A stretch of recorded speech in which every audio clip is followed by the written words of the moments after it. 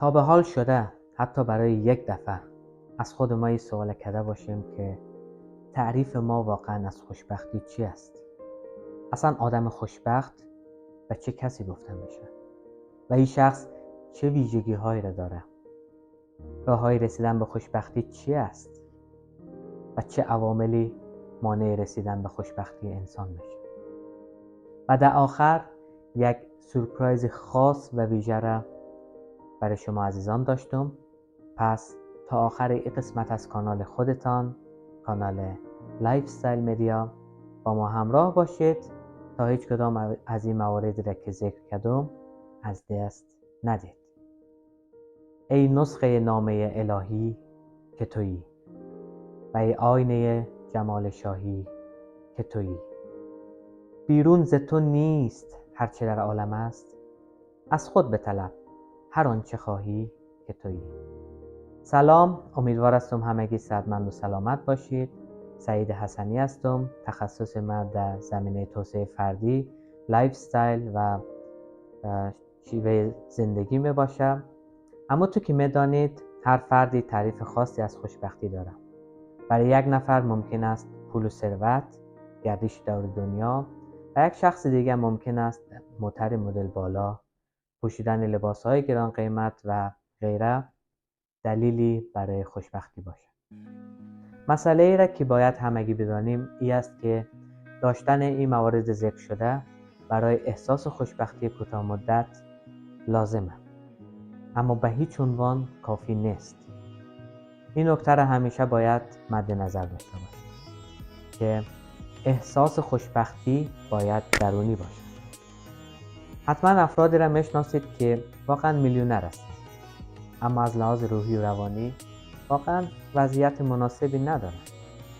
به خاطر از اینکه این افراد از درون با خود درگیرند و هنوز به یک صلح درونی با خود نرسید.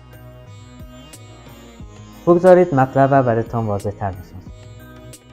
بین قلب و ذهن انسان یک فاصله مشخصی وجود دارد. هرچی این فاصله بیشتر باشه، ما به مو اندازه خود بدبخت‌تر و فقیرتر احساس میکنیم. و اما هرچی این فاصله کمتر باشه، ما خود خوشبخت‌تر و احساس رضایت درونی ما بیشتر خواهد شد.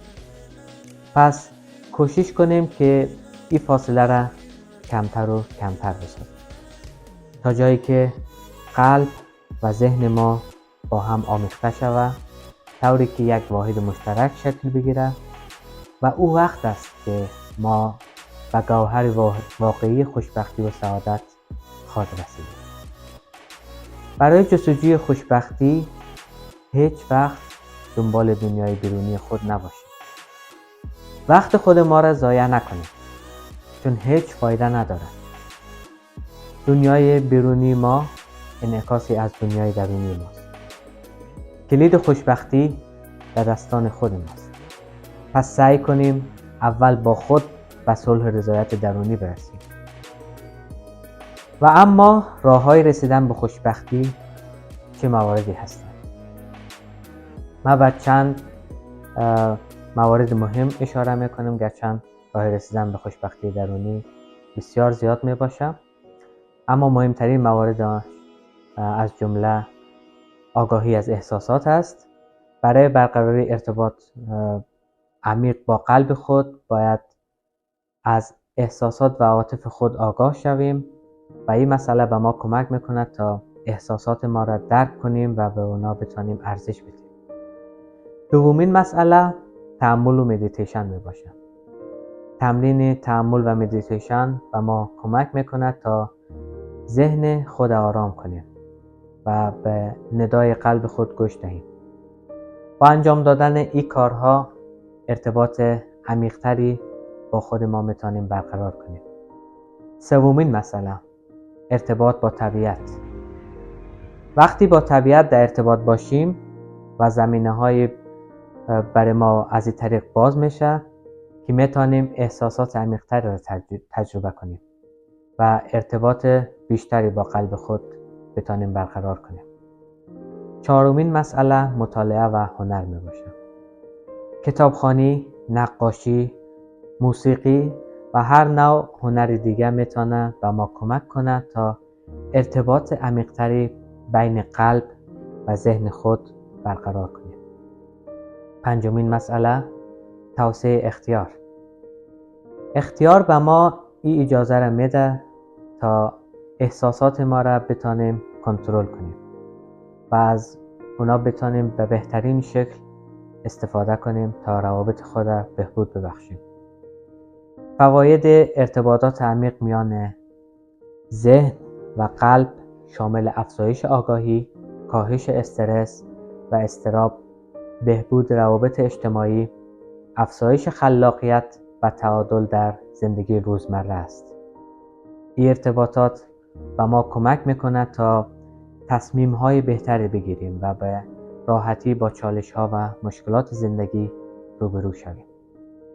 با تمرین مداوم و توجه به این نکات، ارتباط عمیق‌تر بین ذهن و قلب خود میتونیم ما به وجود بیاریم و از این طریق به رضایت بیشتری در زندگی خود برسیم. حالی همونطور که براتان قول داده بودم، سورپرایز خاص و ویژه‌ای را که میخواستم تقدیم حضورتان کنم این است که از این به بعد ویدیوهای من در لایف استایل مدیا به زبان انگلیسی خواهد بود، ولی کوشش میکنم که زیرنویس فارسی هم استفاده کنم. خیلی ممنون و سپاسگزار هستم که تا آخر این برنامه از لایف استایل مدیا کانال خودتان با ما همراه بودید. حتما نظرات خودتان را با ما شریک بسازید و یادتان نره برای حمایت از کانال ما میتونید که دکمه سابسکرایب و زنگوله را فشار دهید تا هیچ کدام از برنامه های آینده ما را از دست ندید. تا دیدار بعد همگیتان به الله پاک و بی‌نیاز میسپارم. تا درود دیگر، بدرود.